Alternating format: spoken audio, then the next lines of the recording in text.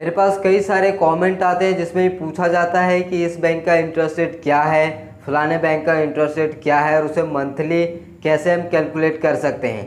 तो इस वीडियो में आपको डिटेल्स में बताने वाला हूँ सभी गवर्नमेंट बैंक का लेटेस्ट करंटली इंटरेस्ट रेट अभी क्या चल रहा है और आप उसे कैसे कैलकुलेट कर पाएंगे। जितने भी गवर्नमेंट बैंक है वो सभी बैंक क्वार्टरली बेसिस यानी कि 3 मंथ में आपको इंटरेस्ट रेट आपके बैंक अकाउंट में क्रेडिट करती है।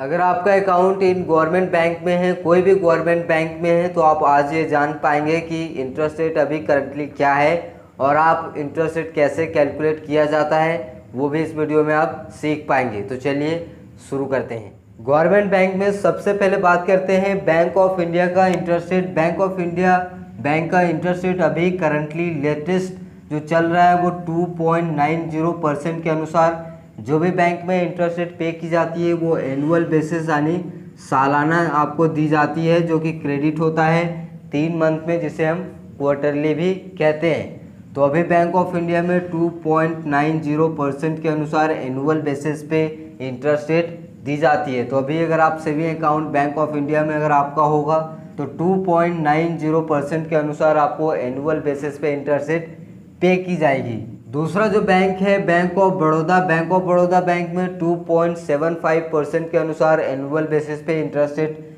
मिलती है। वहीं पे कैनरा बैंक है 2.90% के अनुसार आपको इंटरेस्ट रेट पे की जाती है। उसके बाद है सेंट्रल बैंक ऑफ इंडिया, इसमें भी आपको 2.90% के अनुसार इंटरेस्ट पे की जाती है सालाना, यानी कि इंटरेस्ट जो आपके बैंक अकाउंट में क्वार्टरली 3 मंथ में क्रेडिट होती है। वहीं पे स्टेट बैंक ऑफ इंडिया में 2.70 के अनुसार सालाना इंटरेस्ट रेट पे की जाती है। यूको बैंक में 2.50% के अनुसार सालाना आपको इंटरेस्ट रेट पे की जाती है।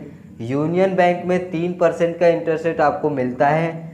साथ ही साथ पीएनबी यानी पंजाब नेशनल बैंक में भी आपको 3% का इंटरेस्ट रेट मिलता है। इन्हीं दो बैंकों में 3-4 बैंकों में हाई इंटरेस्ट रेट आपको मिलती है। साथ ही साथ पंजाब एंड सिंध बैंक में इंटरेस्ट रेट आपको 3.10% के अनुसार एनुअल बेसिस पे मिलता है। साथ ही ये जो परसेंटेज है इंटरेस्ट रेट वो वेरी करता है आपके बैंक बैलेंस के अकॉर्डिंग, यानी कि आप अपने अकाउंट में कितना बैलेंस रखते हैं। अगर आप बहुत ज़्यादा अमाउंट रखते हैं जैसे कि 10 लाख या फिर उससे अबव रखते हैं तो थोड़े से ज़्यादा इंटरेस्ट आपको मिलते हैं। जैसे कि यहाँ पे अगर आपका account Punjab and Sind Bank में है तो यहाँ पे नॉर्मल जो सेविंग अकाउंट में जो मिलता है आप रखते हैं तो आपको 3.10% के अनुसार इंटरेस्ट रेट पे की जाएगी। लेकिन अगर आप 10 लाख या फिर 25 लाख इस तरह का अमाउंट रखते हैं तो आपको 3.5% की सालाना इंटरेस्ट रेट दी जाएगी। इस तरह से सभी बैंक में काम करता है कि आपके बैंक अकाउंट में कितना बैलेंस है उस हिसाब से थोड़ा कम ज़्यादा इंटरेस्ट रेट पे की जाती है। लेकिन ये बेस इंटरेस्ट रेट है, आप जीरो बैलेंस या फिर अपना मेंटेनेंस बैलेंस भी रखते हैं तो भी आपको इतना इंटरेस्ट रेट मिलेगा। साथ ही इंडियन ओवरसीज बैंक में आपको 3.5% की इंटरेस्ट पे की जाती है सालाना। साथ ही इंडियन बैंक में आपको 2.90% के अनुसार इंटरेस्ट रेट पे की जाती है। और बैंक ऑफ महाराष्ट्र में 2.75 के अनुसार एनुअल बेसिस पे इंटरेस्ट रेट पे की जाती है। तो ये इंटरेस्ट रेट की चार्ट मैं नीचे डिस्क्रिप्शन में भी दे दूंगा लेटेस्ट, आप चाहें तो वो डाउनलोड करके देख सकते हैं खुद से। अब बात करते हैं इंटरेस्ट रेट कैसे कैलकुलेट किया जाता है, कैसे हमारे बैंक में क्रेडिट होता है। बैंकों में ब्याज या फिर इंटरेस्ट रेट समझने के लिए हम एक एग्जाम्पल लेते हैं एक बैंक अकाउंट का। मान लीजिए आपका एक सेविंग बैंक अकाउंट है यूनियन बैंक में जिसका इंटरेस्ट रेट है 3% सालाना यानी एनुअल बेसिस पे, और आपके बैंक अकाउंट में 50,000 डिपॉजिट है, यानी कि आप अपने अकाउंट में 50,000 रुपये रखे हैं तो इसका 3% आपको सालाना मिलनी चाहिए। तो सबसे पहला काम आप ये करेंगे, आपके जो भी बैंक अकाउंट में पैसा होगा अमाउंट होगा वो एक एवरेज मेंटेनेंस होना चाहिए, मेंटेन होना चाहिए बैंक में, तभी आपका जो भी बैंक का इंटरेस्ट रेट होता है उस इंटरेस्ट रेट में आपको मिलेगा। अगर 50,000 से किसी महीने मंथ में कम हो जाता है या फिर बहुत कम हो जाता है या फिर ज़्यादा होता है तो आपको थोड़ा ज़्यादा मिलेगा, कम होता है तो कम मिलेगा। लेकिन सपोज़ हम ये मान के चलते हैं कि आपका हर मंथ या फिर हर 3 मंथ तक आपका जो ये अमाउंट है वो सेम रहता है, 50,000 ये मेंटेन रहता है, तो उसका हम सबसे पहले 3% निकालेंगे। आप सिंपल कैलकुलेटर में इस तरीके से 3% निकालेंगे तो कुछ 1500 तकरीबन निकल के आएगा। 1500 रुपये ये आपको सालाना मिलेगा, एनुअल मिलेगा। ये तब मिलेगा जब ये 50,000 रुपये आपका मंथली मेंटेन होगा या फिर क्वार्टरली मेंटेन होगा। अब बैंक हमें जो इंटरेस्ट रेट पे करती है वो 3 मंथ में देती है। जो भी प्राइवेट बैंक होते हैं वो कई सारे प्राइवेट बैंक मंथली भी दे देती है, लेकिन गवर्नमेंट बैंक का ये रूल है क्वार्टरली बेसिस पे हमें पे करती है, यानी हमारे बैंक अकाउंट में क्रेडिट होता है।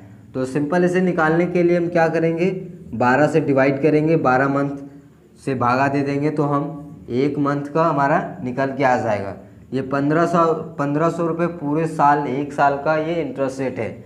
आप पूरे 1 साल 12 मंथ तक ये पैसा मेंटेन करके रखते हैं तो आपको डायरेक्ट यहाँ पे जो भी 1500 रुपये क्रेडिट हो जाएगा। लेकिन मेंटेन नहीं होता है, कम ज़्यादा होता है तो कम ज़्यादा भी मिल सकता है। अगर किसी मंथ 60,000 है, 70,000 है, 1 लाख है तो आपको थोड़ा ज़्यादा इंटरेस्ट रेट मिलेगा, कम रहेगा तो थोड़ा कम मिलेगा। आप 1 मंथ निकालने के लिए सिंपल हम 12 से भागा दे देंगे तो हमारा कुछ 125 रुपये निकल के आएगा। ये 1 मंथ का निकल के आया। लेकिन बैंक में प्रॉब्लम है तो हमें क्वार्टरली बेसिस पे पे की जाती है, यानी 3 मंथ में हमें दी जाती है। तो सिंपल 3 मंथ के लिए हम क्या करेंगे, 3 से मल्टीपल कर देंगे तो जो भी यहाँ अमाउंट निकल के आएगा वो हमारा हो जाएगा क्वार्टरली बेसिस पे अमाउंट क्रेडिट होगा। इस तरीके से बैंकों में इंटरेस्ट रेट दी जाती है। तो यहाँ पे देखिए मंथली 125 रुपये निकल के आया, 3 मंथ में दी जाती है तो 3 से हम सिंपल गुना कर देंगे तो 375 आ गया। तो इस तरीके से बैंकों में इंटरेस्ट रेट पे की जाती है। आई होप कि आपको इंटरेस्ट रेट कैसे कैलकुलेट किया जाता है बैंकों में ये आपको पता चल गया होगा। तो अगर आपके मन में कोई भी सवाल हो तो आप मुझे नीचे कमेंट करके पूछ सकते हैं। अगर आप ये चाहते हैं कि प्राइवेट बैंक में अभी क्या क्या इंटरेस्ट रेट चल रहा है तो आप नीचे मुझे एक कमेंट करके बताइए। इसके रिलेटेड भी मैं एक वीडियो बनाऊँगा और मैं आपको आपके साथ शेयर करूँगा।